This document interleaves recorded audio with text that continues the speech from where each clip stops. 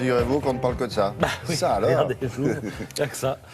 Bonjour William, bonjour à tous. Le réchauffement climatique, c'est quelque chose d'impalpable, quelque chose qui met en jeu la vie de nos enfants, de leurs enfants et des enfants de leurs enfants. Autant dire que ça nous projette un peu loin, surtout quand on en est à se demander comment payer les factures à la fin du mois.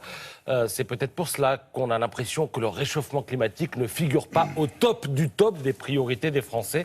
Mais on ne pourra pas accuser la presse de ne pas faire le job, comme on dit. Tous les quotidiens, qu'ils soient nationaux ou régionaux, titrent sur l'ouverture de la COP 21. Mais au fait, COP, qu'est-ce que ça veut dire ? COP, c'est l'acronyme de Conference of the Parties. C'est de l'anglais. Cela regroupe tous les États signataires. Conference of the Parties, cela désigne l'organe suprême de certaines conventions internationales. Alors, revenons à notre planète. Comment mettre en image son avenir ? Ce matin, à parcourir la une, on constate qu'il y a plusieurs manières de s'y prendre. C'est une affaire de concept. Premier concept, la planète précieuse, la planète bien collectif. Ça nous donne cette image que l'on retrouve notamment à la une de l'Alsace ou de Paris-Normandie. Deuxième concept, la planète en danger, une affaire urgente, tremblez car bientôt vous ne respirerez plus ou vous serez noyé. C'est la une de La Croix ou encore celle de Libération. Et puis, vous avez quelque chose d'inclassable, d'improbable, c'est-à-dire ceci, la une du Courrier Picard qui mélange le plaisir de vivre, le risque du réchauffement et, j'allais dire, le problème de la fonte des glaces, quoi.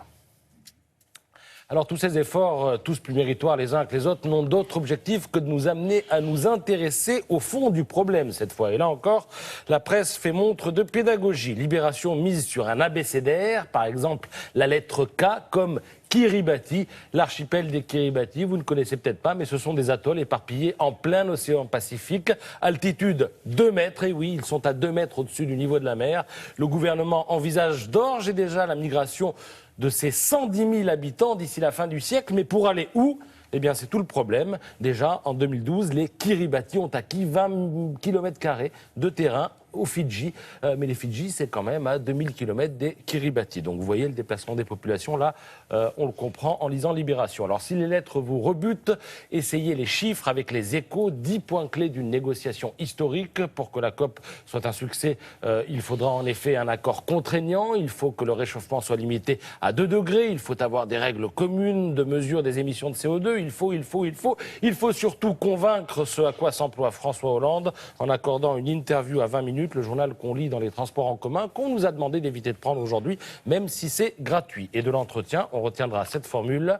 Je voudrais qu'en 2100, on se souvienne des dirigeants qui auront pris les bonnes décisions en 2015, mais surtout qu'en cas d'échec, on n'oublie pas le nom de ceux qui avaient préféré attendre. Alors, le président ne le dit pas, mais si ça se passe pas trop mal, il espère que chacun se le rappellera, non pas forcément dans 100 ans, mais plutôt dans 2 ans, en 2017. Pour lui, il est aussi là l'enjeu, même si ça dépasse sa personne et ses ambitions présidentielles. Et à ce propos, je vous conseille l'édito de Laurent Geoffrin dans Libération. Il rappelle qu'il y a 150 chefs d'État à Paris et il écrit: comment rassurer les citoyens, comment rétablir la confiance des peuples dans leurs dirigeants si cette montagne médiatique accouche finalement d'une souris verte.